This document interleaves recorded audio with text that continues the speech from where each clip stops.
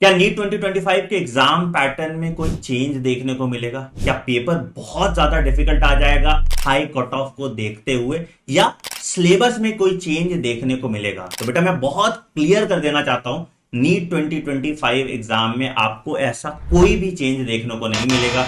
जैसे क्वेश्चंस आपने 2024 में देखे, जो सिलेबस आपने 2024 में फॉलो किया, वही सिलेबस आपको 2025 में भी फॉलो करना है। कुछ चीजों का बस आपको ध्यान रखना है। पहला, कि पेपर एनसीईआरटी से ही आएगा।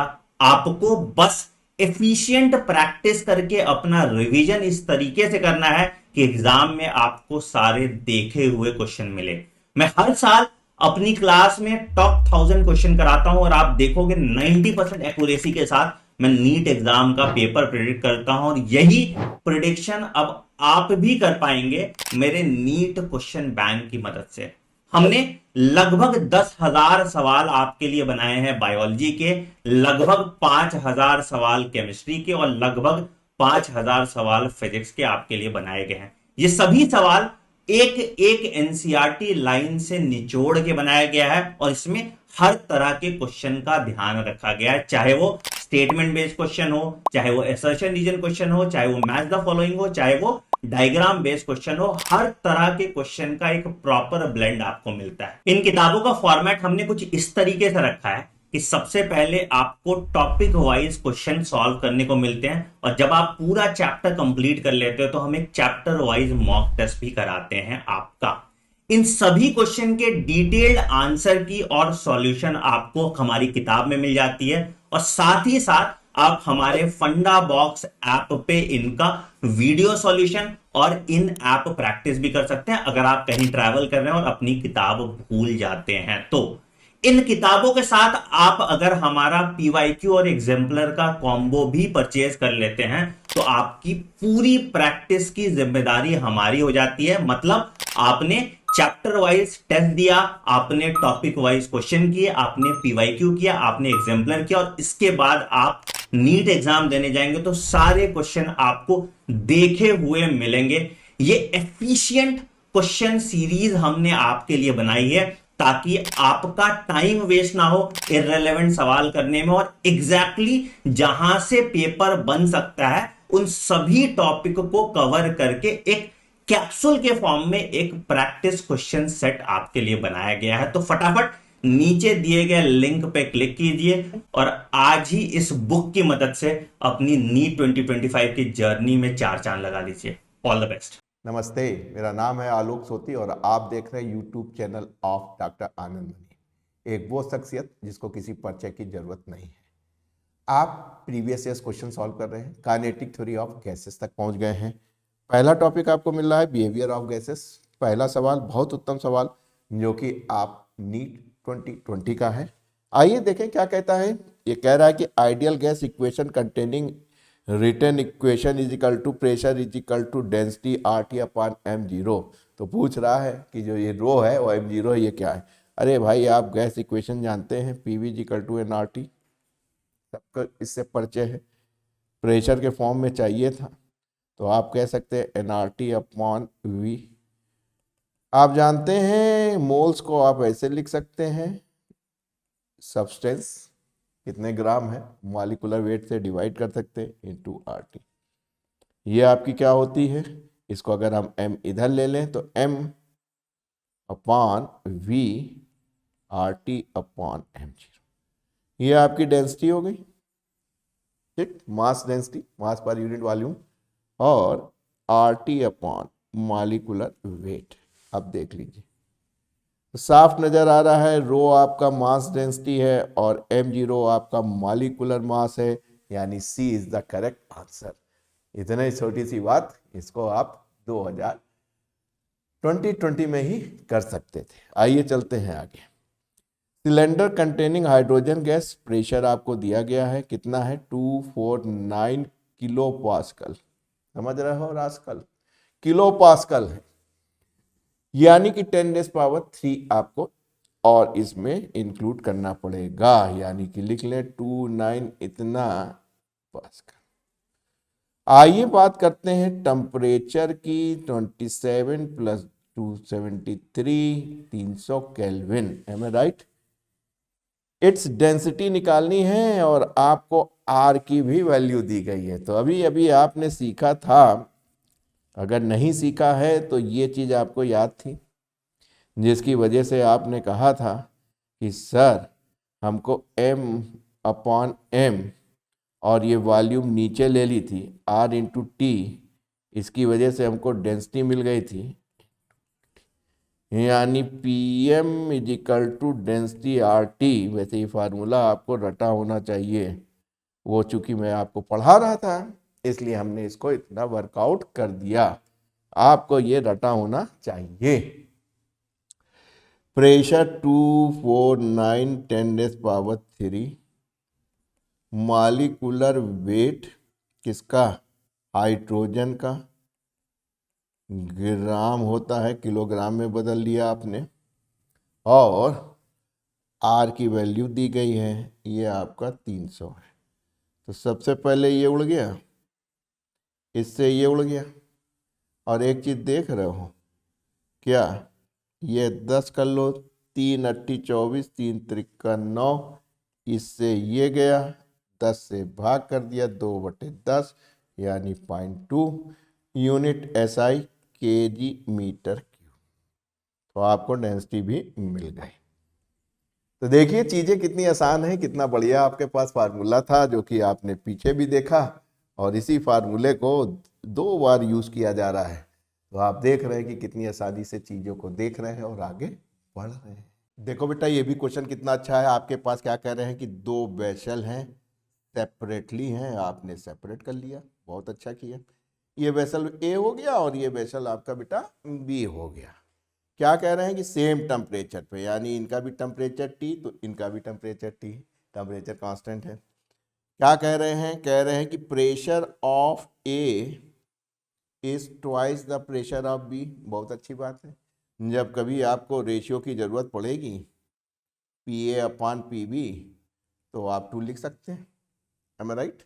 अगर लिखने में थोड़ा सा गंदा लग रहा हो हम फिर से लिख सकते हैं, कोई ऐसी बात थोड़ी ना है बेटा, मना थोड़ी ना कर रहे हैं। साथ में डेंसिटी का भी रेशियो दिया है, कह रहे हैं density of A = 1.5 of density of B, यानी जब कभी हमको रेशियो की जरूरत पड़ी डेंसिटी ऑफ A और डेंसिटी ऑफ B की तो 1.5 लिख लेंगे, ठीक।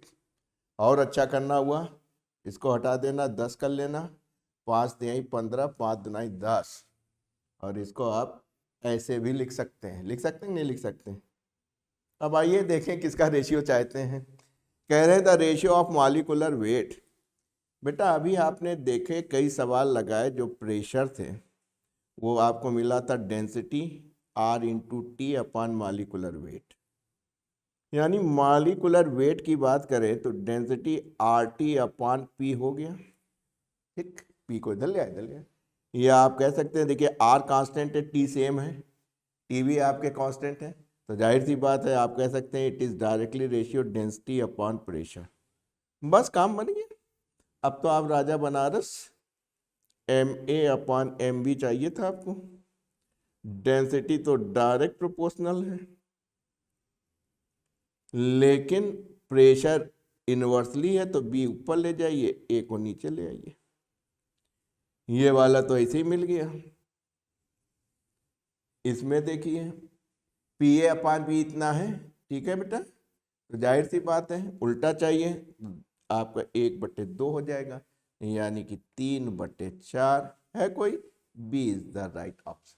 देखो बेटा कितना सुंदर सवाल है, आपको एक ग्राफ दिख रहा है, V वर्सेस T में आपको एक ग्राफ दिख रहा है, और आपको स्ट्रेट लाइन रिप्रेजेंट कर रही है प्रेशर के द्वारा। तो आप आराम से समझ रहे हैं, क्या समझ रहे हैं कि साहब V/T जो है वो हमारा क्या है बेटा, स्लोप है, ये हमारा स्लोप है, और स्लोप किसको रिप्रेजेंट कर रहा है, प्रेशर को कर रहा है। अब ये रिलेशनशिप देख लीजिए, तो आपने कहा कि सर PV = RT लिख सकते हैं 1 मोल के लिए, एम आई राइट। आपको क्या चाहिए, P/T चाहिए, = R/P हो गया, ठीक। या एनआरटी भी ले लीजिए, नहीं तो आप कहेंगे कि सर देखिए हमने नंबर ऑफ मोल नहीं लिए थे, ले लीजिए, वो तो कांस्टेंट ही रहेंगे। यानी आप कह सकते हैं जो पी एन टी है वो जो स्लोप है इनवर्सली प्रोपोर्शनल टू प्रेशर के, यानी जिसका प्रेशर कम, जिसका स्लोप, ये क्या है आपका slope, is inversely proportional to the pressure के। जिसका स्लोप ज्यादा उसका प्रेशर कम, एम आई राइट। यहां देखिए स्लोप आपका क्या है, tan theta two is greater than theta one, तो रेसिप्रोकल है, इसका मतलब उल्टा हो जाएगा, इसका मतलब हो जाएगा कि pressure of one is greater than pressure of two. ठीक, रेसिप्रोकल आया है। तो स्लोप जो आपने बी एन टी का निकाला जो प्रेशर को रिप्रेजेंट कर रहा है वो आपका क्या आ रहा है, रेसिप्रोकल टू प्रेशर आ रहा है। बस आपने देखा जिसका प्रेशर, जिसका स्लोप ज़्यादा उसका प्रेशर कम, यानी कि आप कह सकते हैं V1 is greater than V2, C is the correct option. देखो बेटा कितना अच्छा सवाल है, कह रहे हैं 10 degree centigrade value of density of a fix mass of an ideal gas divided by pressure is, यानी आपको ratio of density upon pressure चाहिए जो कि इनिशियली x दे रखा है, चलिए, और टेम्परेचर आपको दे रखा है, यानी कि ये रिलेशनशिप अगर हमें टेम्परेचर में आ जाए तो काम बन जाए, क्योंकि टेम्परेचर पहले 10 डिग्री था तो आपने 273 करा तो 283 केल्विन बन गया, फिर आपका T2 110 डिग्री था, फिर 273 किया तो 3 8, एम राइट, और 3, इतने केल्विन बन गया। आइए सबसे पहले इसका रेशियो खोजते हैं, टाइम टेम्परेचर के रिस्पेक्ट में क्या होगा। आप अच्छी तरह जानते हैं P V equal to N R T, ये आप जानते हैं moles mass upon molecular weight. काम बन गया, आपने कहा कि सर वॉल्यूम से डिवाइड कर दें तो ये बन जाता है, यानी हमको डेंसिटी मिल गई, आर मिल गया, टी मिल गया, मॉलिक्यूलर वेट मिल गया। आइडियल गैस की बात कर रहे हैं, एक ही गैस है तो मॉलिक्यूलर वेट आपका कांस्टेंट रहेगा, तो आप कहेंगे कि सर ये भी कांस्टेंट ये भी कांस्टेंट, हमको टेम्परेचर का वेरिएशन मिल रहा है, तो हम बड़े आराम से कह सकते हैं कि जो हमारी रो अपॉन, या आप कह सकते हैं रो इंटू टी, और rho upon P is equal to, इधर ले आइए तो इनवर्सली प्रोपोर्शनल टू टी के, बस काम बन गया आपका। तो आपने कहा कि सर रो1 P1, एम ए राइट, का रेशियो रो2 P2 ये निकालना था, इनवर्सली प्रोपोर्शनल है तो T2 ऊपर चले जाएंगे, T1 नीचे रह जाएंगे। ये जो था वो आपको x दे रखा था और ये चाहिए था आपको रो2 अपॉन P2, T2 383 और T1 T283, रेसी कर दीजिए, यानी कि आपने कहा कि सर रो2 अपॉन P2 जो होगा, इसको इधर ले जाइए, इसको इधर ले जाइए, 383x हो जाएगा, है कोई, यस, 283 अपॉन 383x। देखो बेटा कितना अच्छा सवाल है, कह लगे boys law is applicable. Boys law आप जानते हैं पीवी इक्वल टू कांस्टेंट होता है, एम आई राइट। यहाँ मसला आइडियल गैस का था तो पीवी इक्वल टू एनआरटी होता है। अब पीवी कांस्टेंट होने के लिए एन तो नंबर ऑफ मोल्स हैं जो हैं वो हैं, आर गैस कांस्टेंट है ये, तो टी को भी कांस्टेंट होना जरूरी है। तो जब टी कांस्टेंट होगा तभी बॉयल्स लॉ में पीवी कांस्टेंट मिलेगा। और टी कांस्टेंट किस में होता है बेटा, आइसोथर्मल प्रोसेस में। आइसोथर्मल प्रोसेस में टेम्परेचर कांस्टेंट रहता है। Boyle's law is applicable for an isothermal process. Isothermal process के लिए Boyle's law applicable है. वेरी गुड, सब कुछ सामने दिख रहा है. अच्छा सवाल है. NCERT एग्जाम्पलर जरूर लगाइए, अच्छे सवाल है. ये भी सवाल बहुत अच्छा लग रहा है. आपको क्या दिख रहा है? सिलेंडर दिख रहा है जिसके अंदर आइडियल गैस है और जिसमें एक पिस्टन दिख रहा है आपको, जिसके ऊपर एक मास भी लटका है. तो धरती माता मानेंगे तो है नहीं, कहीं गुरु आ जाओ आ जाओ, mg यहाँ लगाएगी. अगर ये जो एरिया है पिस्टन का वो A है, एम राइट, और खुला हुआ है, बिल्कुल खुला हुआ है, तो एटमॉस्फेरिक प्रेशर भी ऊपर से आ रहा है, यानी PA भी लग रहा है. अब देखिए क्या होगा.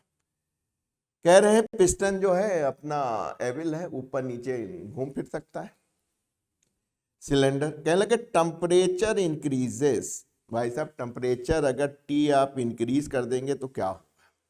तो जो गैस का है, यहाँ से जो गैस प्रेशर लगा रही है वो भी इंक्रीज हो जाएगा. अब देखिए इस प्रेशर को कौन कौन बैलेंस कर रहा है.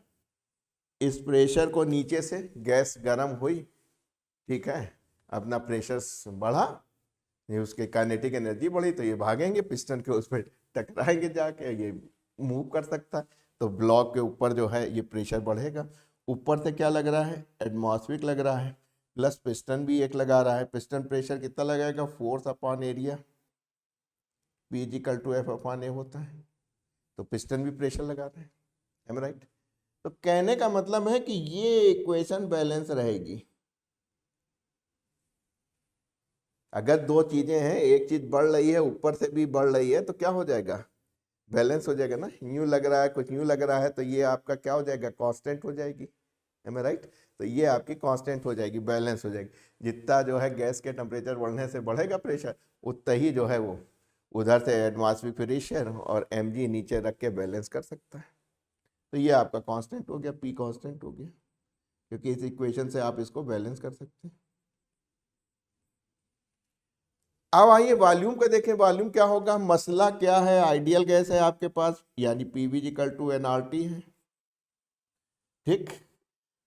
n जो मोल्स है वो है गैस कांस्टेंट है. प्रेशर आपने इस इक्वेशन से बैलेंस कर लिया, यानी कि volume is directly proportional to temperature. यहाँ टेम्परेचर क्या हो रहा है? इंक्रीज कर रहा है, टेम्परेचर बढ़ रहा है. जब टेम्परेचर इंक्रीजेस, साफ नजर आ रहा है कि वॉल्यूम भी इंक्रीज हो जाएगा. यानी आप कह सकते हैं volume will change but P जो है वो हमारा कांस्टेंट रहेगा. ये सबसे अच्छा सुटेबल आंसर है इस प्रॉब्लम का. देखो बेटा कितना सुंदर एग्जाम्पल है आपका. इसमें भी आप देख रहे हैं, क्या देख रहे हैं? V वर्सेस T आपको ग्राफ दिया गया है और आपको कुछ स्लोप दिखाई दे रहा है. ये आपने θ1 मान लिया, इसको आपने θ2 मान लिया, है राइट. अगर हम इसको और इनलार्ज कर दें तो अब आपको सामने दिख रहा है, ये आपका θ1 है, ये θ2 है. आपको रिलेशनशिप बतानी, प्रेशर और प्रेशर आप किस पे रिप्रेजेंट हो रहा है? प्रेशर आपका स्लोप से हो रहा है. स्लोप आपको क्या मिलेगा? बड़े आराम से मिलेगा. आप जानते हैं PV = nRT होता है बेटा. हमको स्लोप चाहिए, यानी y एक्सिस पे हमारे पास y है और x एक्सिस पे t है, तो हमने कहा V/T जो कि स्लोप को रिप्रेजेंट कर रहा है, ये हो जाएगा. यानी V/T इज डायरेक्टली यानी इनवर्सली प्रोपोर्शनल टू VT. क्या है आपका? स्लोप है. बस काम बन गया. इस आइडेंटिटी को आपने यूज कर लिया कि हम अगर स्लोप मिल जाए और जिसका स्लोप ज़्यादा उसका प्रेशर कम, या जिसका प्रेशर ज़्यादा उसका स्लोप कम, ठीक. तो यहाँ से पकड़े. अब आप देखिए यहाँ पे क्या नज़र आ रहा है आपको? आपको नज़र आ रहा है कि जो tan θ2 है, एम राइट, यहाँ पे लिख दूँ, हाँ, tan θ2 is greater than tan θ1. Slope represent हो रहा है, एम आई राइट. स्लोप किससे रिप्रेजेंट करते हैं? tan θ से. अरे परपेंडिकुलर अपॉन बेस, बस काम बन गया. और tan θ2 किसको कर रहा है? प्रेशर 2 को कर रहा है, प्रेशर 1 कर रहा है. स्लोप का रेसिप्रोकल है. इसका मतलब आप समझ रहे हैं कि जो प्रेशर है P1 is greater then P2, क्योंकि जो स्लोप है जो tan थीटा से रिप्रेजेंट हो रहा है उसका जो रेसिप्रोकल है वो प्रेशर है। तो जिसका स्लोप ज्यादा उसका प्रेशर कम, P2 का प्रेशर स्लोप ज्यादा था इसलिए इसका कम होगा। यानी आप कह सकते हैं कि P1 is greater then P1 is greater then P2, right. ये बड़ा बड़ा कर दिया था, तो आप कह सकते हैं कि P1 is greater then P2। ठीक, तो चीजें बहुत आसान हैं, इस तरीके से आप उसको एक्सप्लोर कर लीजिए, इस तरीके से आप एक्सप्लोर कर लीजिए, बड़े आराम से आपको जैसे ही स्लोप मिल गया वैसे ही आपका काम कंप्लीट हो गया। देखो बेटा कितना अच्छा सवाल है, कह रहे हैं volume occupied by the molecule containing 4.5 kg of water STP standard temperature pressure, यानी अपनी बात कह दी कि टेम्परेचर 0 डिग्री और प्रेशर 10⁻⁵ ले लेना एटमॉस्फेरिक प्रेशर के बराबर, तब बताना। आपने कहा कुछ नहीं सर, PV = nRT होता है, मोल्स हम निकालना जानते हैं, अगर मास दिया है वॉल्यूम निकालना है, सब कुछ तो दिया है बेटा, केजी है ग्राम में बदल लीजिए, वाटर H2O यानी कि 18, गैस कांस्टेंट, टेम्परेचर 0 डिग्री जिसको आप 273 केल्विन बना लेंगे, प्रेशर इतना, भाग कर लीजिए 5.66 मीटर क्यूब आता है volume, that means B is the correct option. तो चीजें आसान है, जो जो कह रहा है वो करते रहिए, आपका काम बन जाएगा। Increase the temperature of the gas field in a container क्या हो? सबसे कह रहे हैं इंक्रीज इन काइनेटिक एनर्जी, अगर हम जानते हैं BRMS is directly proportional to T के होता ही है, स्क्वायर क्या हो जाएगा बेटा, और आप जानते ही हैं कि अगर हम इसको काइनेटिक में कन्वर्ट कर लें, यानी कि मोटा मोटा ½ mv² भी कर लें जो कि कांस्टेंट होगा, तो आप कह सकते हैं कि जो हमारी काइनेटिक एनर्जी है वो डायरेक्टली प्रोपोर्शनल टू टेम्परेचर है। यहाँ पे क्या हो रहा है, इंक्रीज इन टेम्परेचर, टेम्परेचर बढ़ रहा है और आपकी जो काइनेटिक एनर्जी है वो डायरेक्टली प्रोपोर्शनल टेम्परेचर के, तो जाहिर सी बात है कि काइनेटिक एनर्जी जो है वो भी इंक्रीज कर जाएगी। देखो बेटा कितना अच्छा सवाल है, कह रहे हैं given sample of an ideal gas occupy volume B, pressure P at absolute temperature T, यानी V भी दिया है, P भी दिया है, T भी दिया है, और क्या कह रहे हैं, कह रहे हैं mass of each molecule is m। अब बताना क्या होगा। हमने कहा सर हमको मालूम है इस मासूम में आइडियल गैस है, PV = RT हो जाएगा, और अगर आपने कहा कि हमको क्या चाहिए, डेंसिटी चाहिए, हमें राइट, हमको डेंसिटी ऑफ गैस चाहिए, ठीक, ये क्या हो जाएगा, मास अगर आवोगाद्रो नंबर को ईच मास से गुणा कर दें तो आपका मास ऑफ द गैस आ जाएगा, और उसको वॉल्यूम से डिवाइड कर दीजिए, बस काम बन गया। आपने कहा हम यहाँ से निकाल लेंगे, या आपने कहा PV = R की जगह बोल्ट्जमैन कांस्टेंट इनटू दिस लिख सकते हैं, हमको N/B चाहिए था, तो आपने कहा कि सर हमारा जो P है और ये N है, यानी KT हम इधर ले आए तो हमको N/B की वैल्यू मिल जाएगी, बस काम बन गया, उठा के यहाँ रख दीजिए। N/B की जगह आप लिख सकते हैं P/KT, और M से ऊपर गुणा है तो ये आप कहेंगे कि सर PM/KT है कोई, yes, second is the right choice. तो चीज़ों को आप समझते रहिए, आगे करते रहिए, और आप जानते हैं जो बोल्ट्जमैन कांस्टेंट होता है R/ gas constant upon Avogadro number होता है, उससे आपने R की वैल्यू चेंज कर ली और फट से आपको मालूम था कि हमको अगर पूरी गैस का मास मिल जाए उसके वॉल्यूम से डिवाइड कर दे तो काम बन जाए। एक का मास दिया था, कहीं बाकी कहाँ से मिलेंगे, कहीं आवोगाद्रो नंबर से गुणा कर लो बस। Equation of the gas m बराबर 5 ग्राम है, ऑक्सीजन है, ध्यान रखिएगा। इसका मतलब मास दिया है, मालिकुलर वेट भी चाहिए। O2 का क्या हो जाएगा 16×32, टेम्परेचर T, तो आपने कहा PV इक्वल टू nRT, यानी कि मोल्स को आप आसानी से निकाल सकते हैं, इसलिए PV इक्वल टू m 5 ग्राम, ये 32 इंटू RT। अरे वाह, इसी से काम चलना था, तो आपका काम बन गया।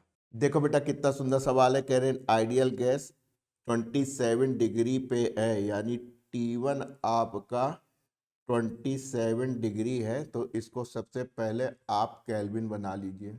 बन गया, 273 जोड़ दीजिए, केल्विन बन जाएगा। कह लगे कंप्रेस किया है, वॉल्यूम में चेंज हुआ है, यानी V पहले था, तो कह रहे हैं कि 8/27 V हो गया। रेज इन टेम्परेचर, यानी पहले आप T2 निकालिए और साथ में आपको डेल्टा T2 निकालना है, यानी कि आपका टेम्परेचर में कितना रेज हुआ है। यानी कि आप T2 नहीं निकालेंगे, आप निकालेंगे T2 में चेंज, यानी कि आपको चाहिए T2 minus T1। Temperature compress करोगे, प्रेशर वॉल्यूम कम होगा तो टेम्परेचर रेस होगा। चलिए, एडियाबेटिक थी, आपने कहा TV गामा -1 कांस्टेंट है, तो आपका हो गया T1 V1 T2 B2 gamma -1, T2 निकालना है तो T1 पहले आ गया। ध्यान रखिएगा 300, V1 क्या था, V था, ये क्या था, इतना था, गामा आपको दे रखा है,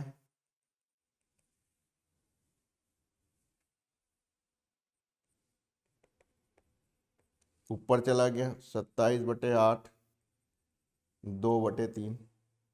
ये क्या हो गया बेटा, ये हो गया 3/2 का स्क्वायर, ये हो गया 9/4। M I right? इसको भाग कर दीजिए, 4 7 चौक 28, 2 4 पंजे 20, 9 पंजे 45, हासिल लगे 4, 9 या 63, 63 और 4 67 केल्विन, इसलिए D2 माइनस D1 637 माइनस 300, यानी 375 केल्विन। सोती सर, यानी मैंने आपको क्या बताया था कि जो डिफरेंस होता है, चाहे वो केल्विन का हो चाहे डिग्री का हो, दोनों बराबर होते हैं। इसलिए ध्यान रखिएगा, अगर केल्विन में नहीं मिल रहा है, डिग्री में भी 375 दिया है, तो आप उसी को टिक कराइएगा, क्योंकि डिफरेंस जो है वो टेम्परेचर का, चाहे वो केल्विन में हो चाहे वो डिग्री में हो, कई बार मैंने विस्तार पूर्वक समझाया है, सेम होता है। देखो बेटा, ये बहुत अच्छा सवाल है, बड़ा साइंटिफिक लग रहा है, समझने की कोशिश कीजिए। एक आपके पास रॉकेट है, अब इसरो वाले ही नाप के बता सकते हैं, ठीक। ये जो रॉकेट है वो आपका 500 मीटर पर सेकंड से गन से ऊपर चला जा रहा है। इसमें आपने एक क्यूबिक वेसल रख दिया। अब क्यूबिक में दिखा नहीं पाऊंगा, मैं आपको ऐसे ही दिखा रहा हूँ, ठीक, स्क्वायर में दिखा रहा हूँ। और इसके अंदर जो है गैस भरी थी NTP पे। अब ये कह रहे हैं कि गैस है, अब इनको बताना क्या है कि pressure of the gas inside the vessel, pressure of the gas inside the vessel as observed by us on the ground. कहीं भाई साहब, जो हमने ग्राउंड पे नापा था, तो क्या कुछ प्रेशर में अंतर आएगा? देखो बेटा, देखो बेटा, केवल एक लाइन का ही पूरा खेल है। जो मास ऑफ द मॉलिक्यूल है वो निग्लिजिबल है, इतना कम है कि आप नाप ही नहीं सकते, तो होगा क्या? तो इसका मतलब है कि आप सोच रहे थे कि भाई साहब इस मास में और जो रॉकेट का मास है उसके बीच में कोई रिलेटिव मोशन आ जाएगा। भाई दो मासेस है, मासेस के बीच में ही तो रिलेटिव मोशन होगा। जब आपका गैस का मॉलिक्यूल इतना टिनी है, वो मास जो है निग्लिजिबल है, तो ना उसका वेट होगा, वेट भी जीरो हो जाएगा, यानी कोई भी छोटा मोटा जो भी ग्रेविटेशनल फोर्स लगना था वो भी नहीं लगना था। अब चूंकि मास ही नहीं है, निग्लिजिबल है, इतना टिनी पार्टिकल मॉलिक्यूल, तो आपका रिलेटिव मोशन भी नहीं होगा, रिलेटिव मोशन ऑफ मॉलिक्यूल्स भी नहीं होगा। यानी पूरा आपका ये वाला जो सिस्टम है जिसमें वेसल्स में आपने रखा है क्यूबिक में, ये भी तो सीधा ऊपर चला जा रहा है, इसी पे बैठे हुए हैं बिल्कुल। यानी कि जो आपका जो मॉलिक्यूल्स हैं जिसमें आपके रखे हैं वो एज ए होल सिस्टम काम करेंगे, क्योंकि ना आपने कहा इतना निग्लिजिबल है, ना उसका मास है, ना उसका वेट है, ग्रेविटेशन भी लग रहा है, ना रिलेटिव मोशन आ रहा है, तो इसका मतलब है whole system will also going up with the same velocity as the rocket, क्योंकि रॉकेट के अंदर बैठे हुए हैं। इसका मतलब है कि प्रेशर पे कोई अंतर नहीं होगा, जो आपने धरती पे नापा था वही चल रहा है, इसकी रॉकेट में रख के उड़ने से कोई फर्क पड़ने वाला नहीं है, क्योंकि मॉलिक्यूल के बीच में कोई रिलेटिव वेलोसिटी नहीं है, सिंपल चला जा रहा है गनगनाता हुआ एक होल सिस्टम की तरह, इसलिए उस पर कोई असर पड़ने वाला नहीं है। तो यानी B is the correct answer, remains the same because the motion of vessel as a whole does not affect the relative motion of the gas molecules in a ball। तो जब रिलेटिव मोशन ही नहीं है, negligible मास है, तो इसका कोई असर नहीं पड़ने वाला। आइए ऐसे ही मिलता जुलता एक ये भी सवाल, इस सवाल में हम हमेशा ये बताते हैं कि भाई साहब जब भी आपको कहीं प्रेशर निकालना है, एक डेरिवेशन किया था आपने प्रेशर निकालते वक्त पार्टिकल इन ए बॉक्स, वो प्रेशर कहाँ से निकाला था? सिंपल बताता हूँ, फोर्स जो आप एक्सर्ट करते हैं किसी सरफेस एरिया, तो क्यूबिक है तो क्यूबिक एरिया पे करोगे। फोर्स कहाँ से निकालोगे? फोर्स आप निकालते हैं rate of change of momentum से, एम आई राइट? यही तो न्यूटन ने कहा था कि रेट ऑफ चेंज ऑफ जो मोमेंटम है वही तो फोर्स है। एफ बराबर एम ए जो है ना बेटा, एफ बराबर जो एम ए है वो इक्वेशन ऑफ फोर्स है। असली जो डेफिनेशन है फोर्स की वही है, rate of change of momentum of the body is a force. बस काम बन गया। कहने लगे मास तो चेंज नहीं होगा, वेलोसिटी में चेंज होगा। ये आपका रहा एरिया और ये रहा आपका, बस ये आपका एरिया है। अब आप समझ गए कि भैया प्रेशर, इसमें इन्होंने कहा था कि साहब ये क्यूब दिख रहा है बेटा आपको, ये अलग क्यूब दिख रहा है आपको, उसमें एक side A B C D भी दिख रही है, ये देखिए। अब हमने पूरा स्क्रीन पे ले लिया, तो आपको क्या दिख रहा है? ए बी सी डी, ऊपर वाली सरफेस आपको दिख रही है ए बी सी डी, और नीचे वाली भी आपको दिख रही है ई एफ जी एच। ये कह रहे हैं कि साहब इसमें ऐसा था कि कुछ ऐसा सिस्टम बना लिया था कि ये ऑब्जर्व, मतलब जो इनसे टकरा रहा था मॉलिक्यूल, वो यहाँ पे जो है क्या हो जा रहा था? रुक जा रहा था।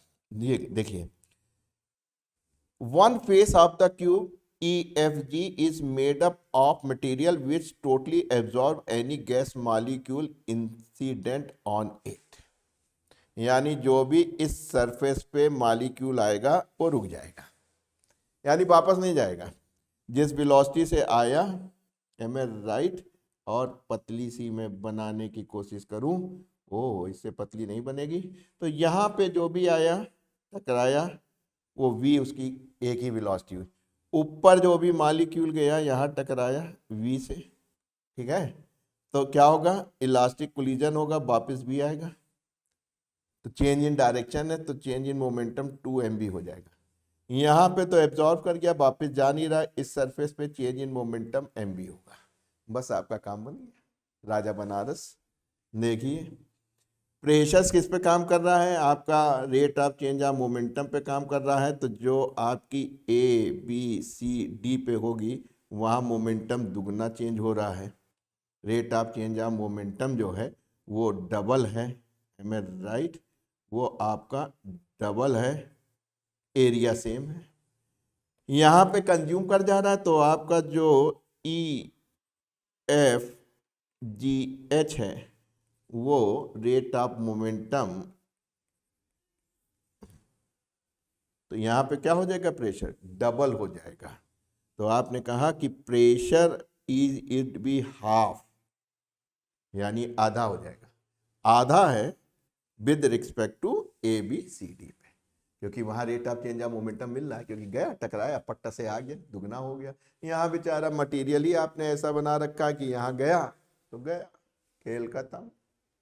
तो इसलिए जो है यहाँ पे आधा मिल रहा है ऊपर की ए बी सी डी के बजाय। समझी राजा? तो देखिए कितना अच्छा खेल था, एक लाइन के अंदर आप समझ गए और पूरा डेरिवेशन आपने फर्स्ट ईयर में किया था। देखो बेटा कितना बढ़िया सवाल है, हो भी क्यों ना, एनसीईआरटी एग्जाम्पलर का है।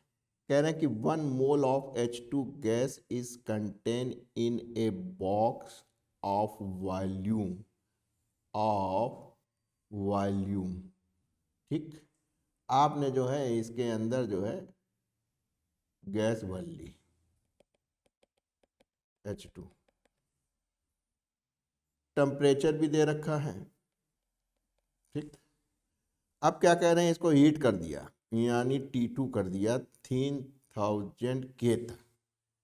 तब ये हाइड्रोजन H2 जो थी वो हाइड्रोजन एटम में टूट गई, यानी कि H2 के टूटे तो क्या होगा, डबल हो जाएगा। H2 है ना, टूट गया तो HH हो गए। तो इसका मतलब है कि पहले अगर हमारे पास n नंबर ऑफ मोल्स थे जो कि 1 था, तो अब कितना हो जाएगा 2n1, यानी 2n हो जाएगा। फाइनल प्रेशर बताना है भाई साहब, इसका वॉल्यूम तो चेंज हुआ नहीं, वॉल्यूम तो कंटेनर का उतना ही है। तो आप कहते हैं कि PV इक्वल टू nRT होता है।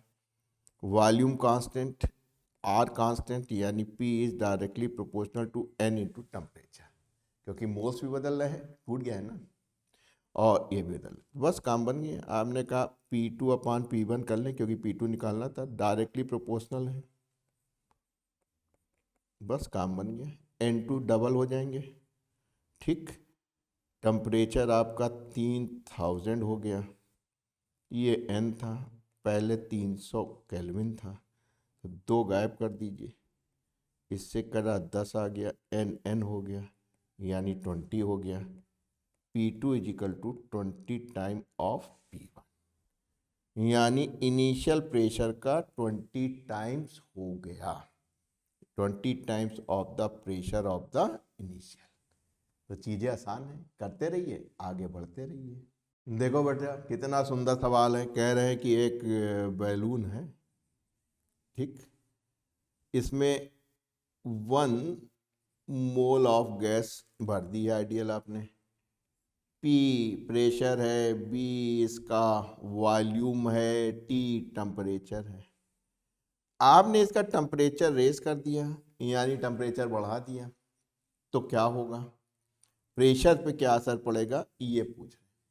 तो आपने कहा आइडियल गैस है, तो ये बिल्कुल सही है, PV इक्वल टू nRT, यानी N equal to PV upon RT। आप चाहें टेम्परेचर रेस कीजिए इसका, ठीक, नंबर ऑफ मोल से तो कोई फर्क नहीं पड़ेगा, वो तो उतने ही रहेंगे, यानी कि PV अपान RT जो है वो कांस्टेंट हो जाएगा, या बल्कि आप कह सकते हैं कि सब PV upon T equal to constant हो जाएगा। इसका मतलब समझ रहे हैं आप, सब काम बन गया आपका। P1 B1 T1 is equal to P2 B2 T2।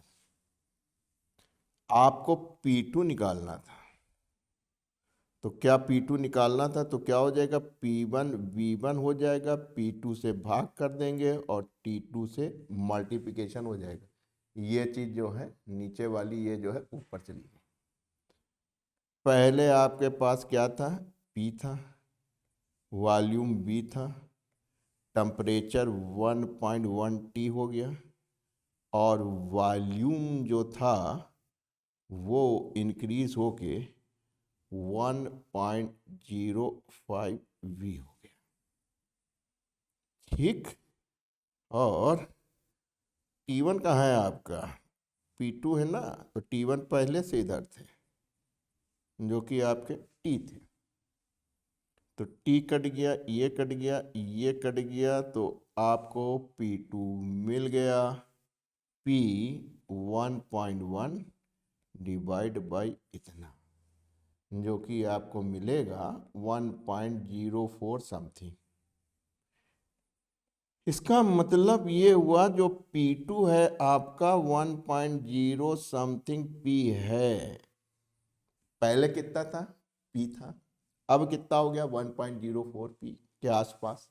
तो इसका मतलब है कि जो आपका प्रेशर होगा वो P से 1.1 P के बीच का होगा, यानी अप्रॉक्सीमेटली उन्होंने निकाल दिया कि साहब इसके बीच का होगा।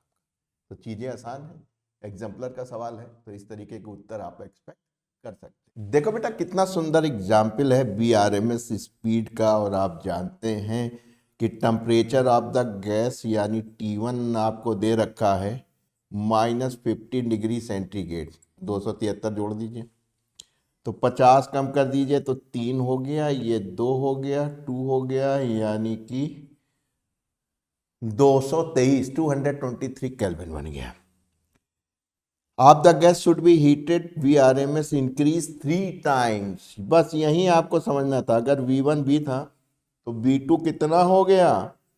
3 टाइम इंक्रीज बाय है, इंक्रीज बाय 3 टाइम नहीं हुआ, बिकम्स 3 टाइम नहीं हुआ, इंक्रीज बाय 3 टाइम। यानी कि आपका अगर वेलोसिटी V थी तो 3 टाइम इंक्रीज कर गई। बस यही बच्चे गलती कर गए थे, V2 को 3B लिख गए थे, बस वहीं सारा खेल बर्बाद हो गया था। बाकी सब ठीक है, सभी जानते हैं कि जो आपका T है, जो BRMS है, वो directly proportional to root T के होता है कि नहीं होता है? बस इसी का आप मजा लेते हैं। तो आप कहते हैं कि सर हम आराम से कह सकते हैं कि V1 upon V2 is equal to root T1 by T2। V1 V कर दीजिए, इसको 4V कर दीजिए। T1 आपको मालूम है, T2 निकालना है, मैं राइट? थोड़ा प्रेजेंस ऑफ माइंड रखिए। अब रूट निकालना तो मुश्किल हो जाएगा। 225 होता तो एक बार को आराम से सोच सकते थे। यहाँ काफ़ी एक्यूरेसी है तो स्क्वायर कर दीजिए, 16। ठीक है, बस काम बन गया। एक पन्ना और जोड़ देते हैं, मेरा काम है आपको साफ साफ सिखाना। तो आपने कहा कि सर जो T2 हो जाएगा वो 16 टाइम 2 2 3 हो जाएगा। पहाड़ा याद रखिए, टेबल याद रखिए। 16 तिया 48, हासिल लगे 4, 16 दुनाई 32 और 4 36, हासिल लगे 3, 16 दुनाई 32, 33 33 34 35, ये केल्विन आया। आप यहाँ पहुँचे तो केल्विन नहीं दिख रहा था, 35 68, कोई नहीं। तो आपने कहा कोई बात नहीं, अब हम इसमें से 273 घटाई देते हैं, फिर देखते हैं डिग्री सेंटीग्रेड बनता है कि नहीं। 5 3 8 और ये गया 9, ये बचा 4, यानी 2 3 degree centigrade 32 95। Yes, D is the right choice. तो देखिए चीजें कितनी आसान है, बिल्कुल सिंपल थी। आपसे जो है डॉक्टर साहब वो कैलकुलेशन करना सिखा रहे थे। जो बच्चों की वीकनेस होती है उसको इम्प्रूव कर लीजिए, अभी भी टाइम है। चलते हैं आगे। क्या क्या दिख रहा है? साफ साफ दिख रहा है, रूट मीन स्क्वायर वेलोसिटी आप जानते हैं रूट T के बराबर होती है। तो पहले का बिल्कुल मिल गया आपको फार्मूला, तो इतना तो याद होगा, 3RT/m P/Q करो। प्रेशर भी याद है, 1/3 N into mass of molecule और वेलोसिटी के स्क्वायर का average. Average kinetic energy of molecule भी आपको मालूम है, 3/2 केवीटी। तो ये तो यही होगा, यानी total internal energy of A molecules of A diatomic कितना, यानी कि पहले का 2 बहुत सारे हैं, दूसरे का 1 यही सही है, C का 4 बिल्कुल सही, D का 3 बिल्कुल सही, यानी C is the correct choice. देखिए कितनी आसानी से आपने चीजों को कर लिया है ना। चलिए तो चीजें आसान थी, आप समझते रहे और आगे करते रहे। आइए चलते हैं आगे। ये भी फार्मूला बेस है और इसको आप जानते हैं, समझते हैं, करते हैं। क्या कह रहे हैं कि average thermal energy of mono atomic gas, यानी average thermal energy of mono atomic gas होती है, डिग्री ऑफ फ्रीडम को 2 से डिवाइड कर दीजिए, केवी इंटू टी कर दीजिए। यही किया था आपने यहाँ। मोनो एटॉमिक की डिग्री ऑफ फ्रीडम 3 होती है, तो 3/2 केवीटी है, कोई पहला ही है। तो देखिए चीजें कितनी आसान है और आसानी से आप करते जा रहे हैं। देखो बेटा कितना अच्छा सवाल है। कहने value of gamma for hydrogen, helium and another ideal diatomic gas. इसी में है केवल जो एक्स एडिशनल, उसी के पास वाइब्रेशनल मोड है एडिशनल टू द ट्रांसलेशनल और रोटेशनल के साथ। बताना क्या है आपको? आपको गामा की वैल्यू बतानी है। तो आपने कहा सर हाइड्रोजन के लिए गामा हो जाएगा 1 + 2 डिग्री ऑफ फ्रीडम। मसला डाई एटॉमिक का है, शुरू के 2 में नहीं है वाइब्रेशनल, एक्स में वाइब्रेशनल मोड है, इसलिए क्या हो जाएगा 3 ट्रांसलेटरी और 2 रोटेटरी, यानी 5, 7/5। आइए अब बात हीलियम की कर ली जाए। इसका गामा क्या होगा? फार्मूला तो वही है। डिग्री ऑफ फ्रीडम कितनी होगी? हीलियम मोनो एटॉमिक है तो केवल ट्रांसलेटरी होगी, यानी 3, 3 2 5। M I right? अब आए हैं मिस्टर एक्स। मिस्टर एक्स का गामा क्या होगा? 1 + 2। डिग्री ऑफ फ्रीडम तो आपकी हो गई 5, 3 + 2, 3 translatory, 2 rotational plus vibrational. Di है इसलिए 2 वाइब्रेशनल होगी, मोनो होती तो 1 वाइब्रेशन होती। तो कितना हो गया? 3 2 5 = 7, यानी 9/7। देखिए 7/5, 5/3, 9/7 कौन सा है? आपका ए है। मैं राइट? तो बिल्कुल आसान हो गया, कोई दिक्कत की बात नहीं है, बड़े आराम से चीजों को आप कर सकते हैं। M I right? आइए चलते हैं आगे। आगे भी बहुत खूबसूरत सा एक सवाल आपके सामने हाजिर है। क्या कह रहे हैं? कह रहे हैं what temperature will RMS speed of oxygen molecule, मसला ऑक्सीजन मॉलिक्यूल का है, become sufficient to escape from the earth surface. अरे भैया स्केप करोगे, अर्थ से करोगे तो बेटा स्केप वेलोसिटी होनी चाहिए, यानी जो तुम्हारी BRMS है वो किसके बराबर होनी चाहिए? Escape velocity from the earth. और वो आप जानते हैं, पहचानते भी हैं, ग्रेविटेशनल वाला चैप्टर पढ़ चुके हैं। 11.2 किलोमीटर/सेकेंड, किलोमीटर/सेकेंड। Am right? आइए BRMS आप जानते हैं, रूट क्या क्या दे रखा है? KB दे रखा है, M दे रखा है, तो आप कहिए थ्रू kBT/m ऑफ ऑक्सीजन इतने मीटर/सेकेंड हो जाए। गुरु कैलकुलेट ना कराना हमसे, इसका स्क्वायर कर लीजिए। 121। अब यार हमसे ना कराओ। और ये बदतमीजी देख रहे हैं, 2018 की है इसलिए T=11.2 छोड़ आना वो ज़्यादा सही है। M ऊपर नीचे 3 KB।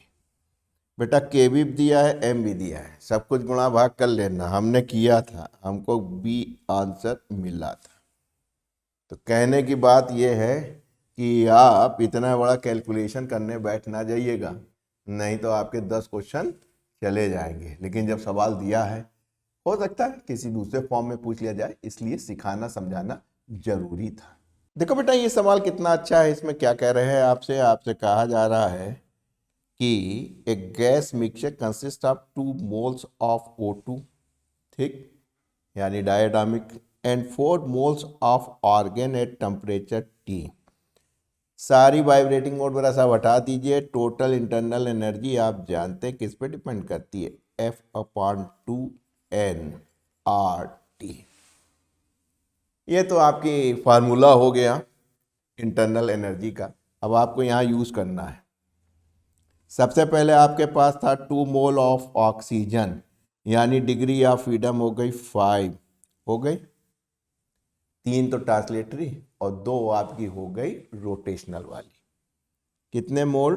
2 मोल RT प्लस 4 मोल है आर्गन। आर्गन है मोनो एटॉमिक, तो degree of freedom 3 into RT। काम बन गया है। इसको इससे उड़ा दीजिए और इसको इससे उड़ा दीजिए। ये तो बेटा पूरा ही कट गया, एम आई राइट? ये तो सीधा सीधा कट गया, 2 से 2 कट गया। बस आपकी हो गई 5 RT प्लस 6 RT, ये बराबर हो गया 11 RT। है कोई? Yes, D is the correct option.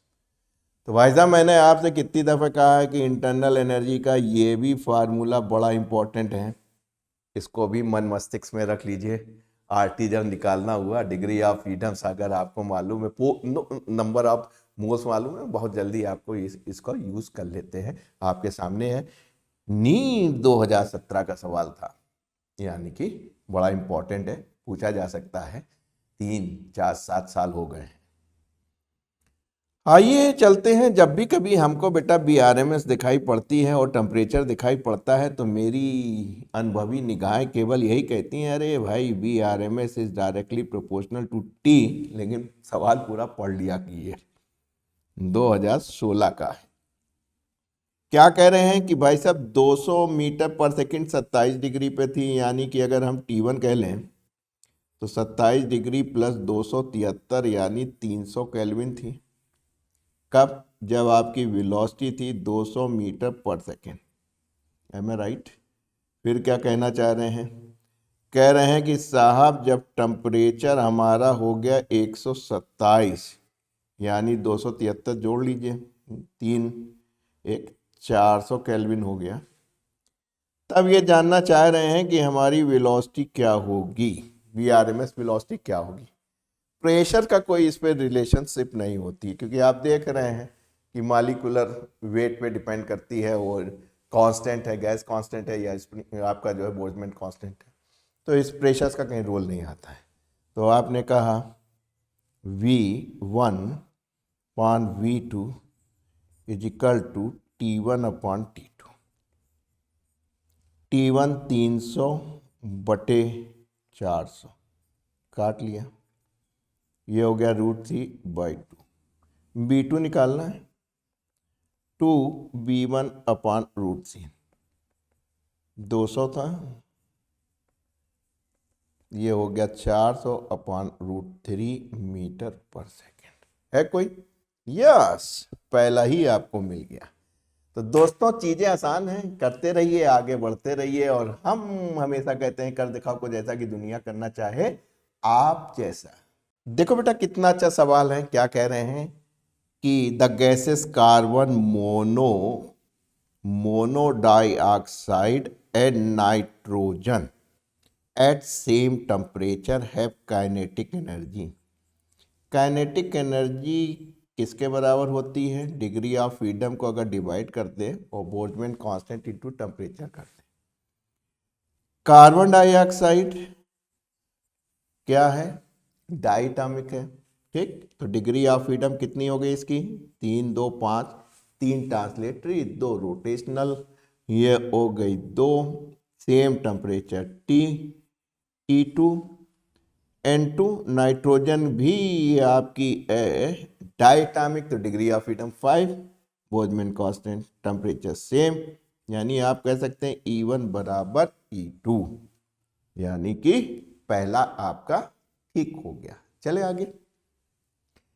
Degree of freedom in A molecule of try atomic.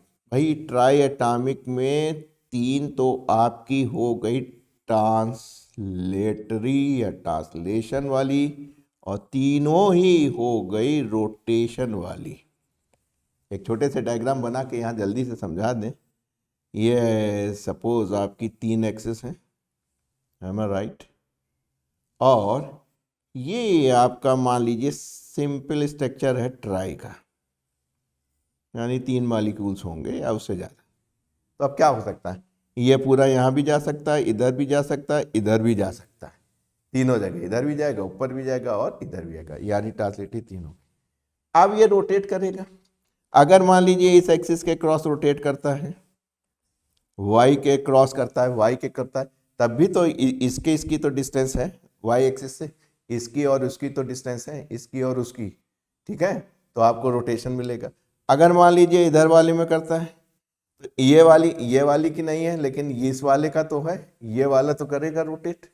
इसी तरह अगर इसके क्रॉस करेगा तब भी आपको कोई ना कोई मॉलिक्यूल्स की काइनेटिक एनर्जी मिल जाएगी, क्योंकि आप जानते हैं रोटेशनल जो होती है वो हाफ आई ओमेगा स्क्वायर होती है। तो मोमेंट ऑफ इनर्शिया आपको मिल जाता है, ये बराबर किसके होता है, एम आर स्क्वायर के बराबर होता है। तो जहाँ भी अगर आर मिल गया, भाई देखिए अपने उस पर घूम रहा है तो ये आर बहुत छोटा होता है, जहाँ मेरी निप चल रही है आर ये बहुत छोटा होता है, इसलिए आपको यहाँ पे इसके क्रॉस जब घूमेगा तब आपको नहीं मिलेगा, क्योंकि आर छोटा, उसका स्क्वायर कर देगा तो मोमेंट ऑफ इनर्शिया नहीं मिलेगा, तो उसकी एनर्जी क्या मिलेगी, रोटेशनल काइनेटिक एनर्जी।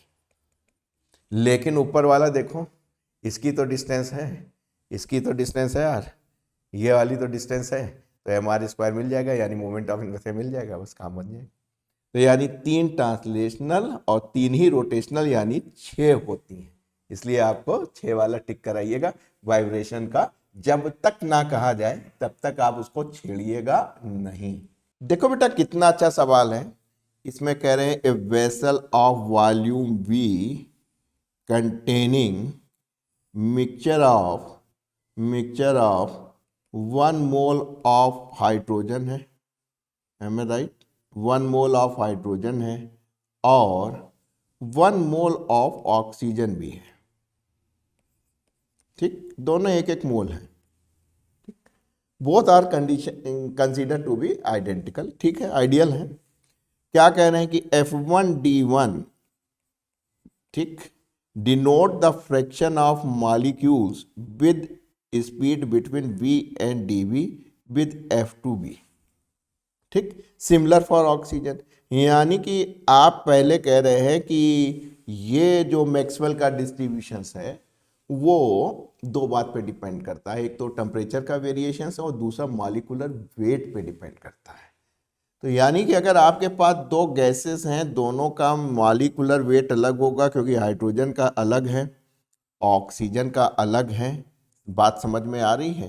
जो डिस्ट्रीब्यूशंस आप देखते हैं जो उनके लॉ के रूप में है, वो आपका कह रहा है कि फ्रैक्शन ऑफ मॉलिक्यूल्स और स्पीड के बीच में जो देखा जाता है, जो उन्होंने डिस्ट्रीब्यूशंस किया है कि किस तरीके से वेरिएशंस करता है, वो हर एक गैस के लिए जो है वो फॉलो करता है। इसीलिए तो वो लॉ बना है मैक्सवेल डिस्ट्रीब्यूशन, ठीक। कह लगे सिमिलर टू ऑक्सीजन, ठीक है, चाहे F1B और F2 हो, will obey the Maxwell distribution separation law, क्योंकि मॉलिक्यूलर वेट अलग अलग है, molecular weight is difference, molecular weight is difference, तो वो आपका ओबे करेगा, दोनों को डिस्ट्रीब्यूशंस लॉ आपका ओबे करेगा, लेकिन वो सेपरेटली करेगा। ऑक्सीजन के लिए अलग तरीके का वेरिएशंस दिखाई देगा उस पर्टिकुलर वेलोसिटी के सेगमेंट में, और हाइड्रोजन के लिए अलग आपको दिखाई पड़ेगा। तो आप कह सकते हैं best option is the B आपका सबसे अच्छा एक्सप्लेनेशन है कि मैक्सवेल तो फॉलो करना ही है, सभी गैस को करना है, ठीक है, और जाहिर सी बात है वो मॉलिक्यूलर वेट भी कंसीडर करता है, तो इसलिए सबका जो वेरिएशंस आएगा वो अलग अलग आएगा, लेकिन मैक्सवेल डिस्ट्रीब्यूशंस लॉ को तो फॉलो करेगा ही। देखो बेटा ये भी सवाल बहुत अच्छा है, जबकि आपके कोर्स का नहीं है लेकिन पूछा गया है नीट 2016 में। समझ लीजिए, जब भी पीवी की पावर गामा नहीं होगा, यानी पीवी की पावर एक्स होगा, यानी गामा नहीं है, रेशियो ऑफ स्पेसिफिक हीट नहीं है, ये इज इक्वल टू कांस्टेंट है, तो ऐसी प्रोसेस को आप पॉलीट्रॉपिक प्रोसेस कहते हैं। क्या बोलते हैं? पॉलीट्रॉपिक। इसमें जो स्पेसिफिक हीट होती है, टी या सीपी भी कह सकते हैं, वो होता CV प्लस R 1 - X। तो इस बात को आप याद रखिएगा कि भाई वो तो कुछ भी पूछ सकते हैं। तो ऐसे सूरत हाल में जो हीट कैपेसिटी है वो CV plus R upon 1 - X होता है। अब आइए सवाल करते हैं। आपको क्या दे रखा है? PV की power Q is equal to constant. Am I right? ठीक। अब देखिए यहाँ पे X किसके बराबर है बेटा? 3 के बराबर है। तो स्पेसिफिक जल्दी बता बेटा, CP कितना हो जाएगा? CV plus R 1 - 3। आप जानते हैं, पहचानते हैं, क्या जानते हैं कि कौन सी है बेटा? मोनो एटॉमिक गैस है। मोनो एटॉमिक गैस में CV की वैल्यू होती 3/2R, और यहाँ पे हो जाएगी -2 हो जाएगी R/2। 2 एलसीएम ले लो तो 3R - R बराबर 2R/2। कैंसिल हो गया, उत्तर मिल गया R। है कोई? Yes, D is the correct answer. तो दोस्तों इस चीज को याद रखिएगा, ये बड़े काम का बंदर है। नाचे तो जितेंद्र, मारे तो धर्मेंद्र। देखो बेटा, अगर इस तरीके का सवाल आ जाए, अगर उत्तर याद हो तब करना, अन्यथा इस सवाल को अटेम्प्ट ना करना, ये 8-10 सवाल खा जाएगा। क्या कह रहे हैं कि mass of the gas occupied, यानी M जो है किसी गैस का, जी मतलब ग्राम। जब भी हम कहते हैं मास के साथ G ग्राम, W के साथ G acceleration due to gravity, या मास के साथ आया है तो G का मतलब क्या हुआ बेटा? ग्राम। kg में कन्वर्ट कर लेना। वॉल्यूम कितना NTP पे करती है? 22 इतना लीटर। आपको MKS में बनाना है, -3 मीटर क्यूब हो गया वॉल्यूम। 2 डेटा आपका कन्वर्ट हो गया। CB दे रखा है, इसीलिए मैंने कहा बेटा कि इम्तिहान में आ जाए तो ये सवाल मत कीजिएगा, मर जाएंगे। Velocity of sound NTP metre per second, यानी अगर प्रेशर की जरूरत पड़ गई NTP पे तो 10⁴ न्यूटन मीटर स्क्वायर ले लीजिएगा। बताना क्या है? कहीं साहब CP बताइए, कांस्टेंट प्रेशर है। तो बहुत सिंपल सा, आपको मालूम है, इश्क मासूम है। आपने कहा जो वेलोसिटी ऑफ साउंड होती है, लैप्लास साहब ने करेक्शन मार दिया था PV/m से।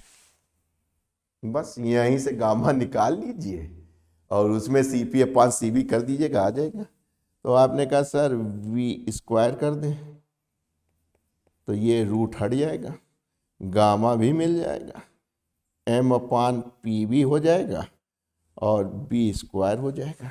हो जाएगा नहीं हो जाएगा? बस आपका काम बन गया। कहने लगे सर ये CP/CV हो गया। कितना इमरती की तरह आसान सवाल है। या आप कहेंगे कि हमको CP निकालना है, तो CB M वेलोसिटी का स्क्वायर, वेलोसिटी का स्क्वायर साउंड की, और P × V। भाई साहब पूरा डेटा दे रखा मैंने। अब ये आपकी जिम्मेदारी है, कर्तव्य है, प्रणार्ता है, डॉक्टर बनना है तो इस सवाल को छोड़ा ना। अगर उत्तर याद हो तो आप यहाँ करने ना बैठिएगा, सीधे 8 जूल पर केल्विन पर मोल टिक कर आइएगा। मैंने गुणा भाग करके देख लिया है, इतना ही आता है। देखो बेटा ये भी सवाल कितना अच्छा है। क्या कह रहे हैं? Ratio of specific heat gamma CV/CB, सभी जानते हैं, आप भी जानते हैं। कह रहे हैं डिग्री ऑफ फ्रीडम अगर n है तो गामा की वैल्यू क्या होगी? आप सभी जानते हैं, gamma is equal to 1/2 degree of freedom होती है। देखें इससे मिलता जुलता कोई? 2/n। Yes, C is the correct option. तो चीजें आसान है, फार्मूला बेस था। हाँ 2015 का था, क्या हुआ, ठीक तो है। चलिए सर आगे बढ़ते हैं। क्या कह रहे हैं कि साहब आपके पास सीबी और सीबी दे रखी है और गामा बता रखा है। मेरे भाई मेरे दोस्त, जब यहाँ तक पहुँचे हो तो इतनी जानकारी तो आपको मालूम ही थी। और आर गैस कांस्टेंट है, सीबी की वैल्यू बतानी है गामा और आर के टर्म में। आपको मालूम है difference of C B and C B R होता है। ठीक, बस काम बन गया। आपको सीबी चाहिए था तो आप क्या कीजिए, सीबी से दोनों तरफ भाग कर दीजिए। कर दिया। सीबी अपान सीबी अभी अभी आपने देखा किसके बराबर होता है, गामा के, -1 आर अपान सीबी। तो दोस्त सीबी नहीं निकाल पाओगे, आराम से कहोगे सीबी को इधर ले जाइए, आर गामा -1। ध्यान रखना मेरे भाई, बहुत जगह इसको आप यूज़ किए हैं, थर्मोडायनामिक्स में भी किए हैं और आगे भी करते रहेंगे। तो सीवी जो है आर अपान गामा -1 यहीं से आता है एक लाइन में। ठीक, चले आगे। ये सवाल थोड़ा सा दमदार है, नीट 2013 का है। PYQ तो आप लगा ही रहे हैं, मान के चल रहे हैं थोड़ी सी बेसिक आपके पास क्लियर है। ड्यूरिंग एडियाबेटिक प्रोसेस, आपके दिमाग में आ गया भैया एडियाबेटिक प्रोसेस होगा तो इसका प्राइमरी काम यही होगा कि नहीं होगा, इतना तो आपको ज्ञान था ही। कह रहे हैं कि pressure of the gas is found directly proportional two cube of temperature के। आपको रेशियो चाहिए सीबी अपान सीबी, यानी गामा चाहिए। तो दोस्त अगर हम इसको इसके इक्विवेलेंट कन्वर्ट कर लेंगे तो कंपेयर करके गामा निकाल लेंगे, वही सीपी अपान सीबी होगा कि नहीं होगा। आइए करते। आपने कहा ये होता है, मसला गैस का है तो गैस का है तो सीबी इक्वल टू एनआरटी तो होगा। ठीक, आपने कहा कि सर एन और आर कांस्टेंट है, जो मोल्स हैं वो तो रहेंगे ही, गैस कांस्टेंट पैदाइशी कांस्टेंट है, तो टी की जगह आप क्या लिख सकते हैं, पीवी लिख सकते हैं। तो आपका काम बन गया। आपने कहा कि सर पी इस, इसकी जगह टी की जगह पीवी का क्यूब लिख लेंगे। कहीं इससे क्या होगा बेटा, कहीं इससे ये होगा पी। देखिए मेरा काम पूरा का पूरा हर स्टेप को सिखाना है, एग्जाम में आप ओवरलुक कर लीजिएगा। इसको आप काट देंगे तो 2 हो जाएंगे, तो आप कह सकते हैं p² VQ is directly proportional to 1। 1 किसके बराबर होता है, कांस्टेंट होता है, तो यहाँ पे 1 रह जाएगा ना, कैंसिल कर रहे हो। बस हमको किसके उसमें चाहिए, इसके इसमें चाहिए, हमको तो इससे कंपेयर करना है, इस वाली इक्वेशंस कंपेयर करना है। तो पीवी की गामा यानी आप क्या कीजिए, 2 से भाग कर दीजिए, कांस्टेंट तो कांस्टेंट रहेगा, बस कंपेयर कर लीजिए। ऊपर गामा देखिए और इसका गामा देखिए, आ गया, क्या आ गया, 3/2 है कोई, yes, D is the correct option. तो देखिए चीजें आसान है, करते रहिए और आगे बढ़ते रहिए। मैं हमेशा कहता हूं कर दिखाओ कुछ ऐसा कि दुनिया करना चाहे आप जैसा। देखो बेटा कितना अच्छा सवाल है, क्या कह रहे हैं, amount of heat energy required to raise the temperature of 1 gram helium. 1 gram helium, 1 gram helium, helium याद आया, 1 ग्राम हीलियम ले लिया at NTP from T1 kelvin से T2 केल्विन। तो आपने कहा भाई साहब हमको मालूम है इस मासूम है डिग्री ऑफ फ्रीडम का आधा कर देना, ठीक, और मोल ले लेना, R × ΔT कर लेना। आप आए कहीं साहब आर है नहीं, तो बोल्ट्जमैन कांस्टेंट है, अवोगाद्रो नंबर है, तो आप जानते हैं कि आप K = R/N होता ही है, बोल्ट्जमैन K = R/N होता है, इतना आप जानते हैं, तो उसका भी उपयोग कर लेते हैं। आइए डिग्री ऑफ फ्रीडम, हीलियम कैसी है, मोनोएटॉमिक है। हीलियम कैसी बेटा, मोनोएटॉमिक। मोनोएटॉमिक की डिग्री ऑफ फ्रीडम, मोल कितने होंगे, मोल भी आप जानते हैं, अरे भाई हमसे अच्छा जानते हैं, m/M, यानी 1 ग्राम था आपके पास और आपने उसको डिवाइड कर दिया उसके मॉलिक्यूलर वेट से। R की जगह आपने लिख लिया आवोगाद्रो नंबर और बोल्ट्जमैन साहब का constant, temperature difference final T2 minus T1। Question solve हो गया माय लॉट। ये हो गया heat required 3/8 Na, Boltzmann constant T2 minus T1। है कोई? ओ पहला ही मिल गया। तो देखिए चीजें कितनी आसान है, बस मुस्कुराते रहिए और सवाल लगाते रहिए। फिजिक्स टेंशन में नहीं पढ़ी जाती है, मौज मस्ती में पढ़ी जाती है। चलें आगे, आइए देखिए आगे आगे क्या कह रहे हैं। Molecular specific heat at constant pressure, यानी कि Cp आपको दे रखी है 7/2R। Ratio of specific heat at constant pressure and constant volume, gamma बताना है भाई साहब, गामा आपको बताना है। तो आपने कहा कि सर हम बता देंगे गामा। Cp मालूम है, Cp मिल जाए तो काम बन जाए आपका। कहने लगा ठीक ठीक ठीक, अभी बताते हैं। Difference of Cp Gb equal to R, Mayer formula साहब बता गए थे। हाय हसन हम ना हुए, हम भी बता देते यार, उसको घटा दो आपको गैस कांस्टेंट मिल जाएगा। नहीं भैया, बहुत विद्वान लोग थे। तो आपको ये मालूम है, तो आपने कहा कि sir 7/2R minus Cb equal to R इधर ले जाए तो Cb मिल जाएगा 7/2R। ये R इधर आ गया, 2 7 में से 2 गए, 5/2R।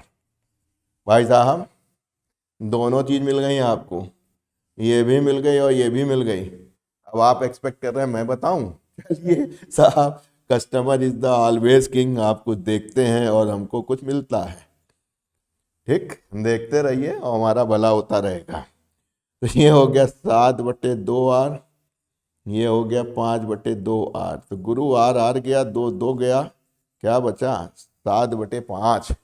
तो जो 2006 में डॉक्टर बनने के लिए आपसे पूछा गया था कि गामा कितना होगा, कहीं 7/2 जो बच्चा कर आया होगा आजकल बढ़िया प्रैक्टिस कर रहा होगा।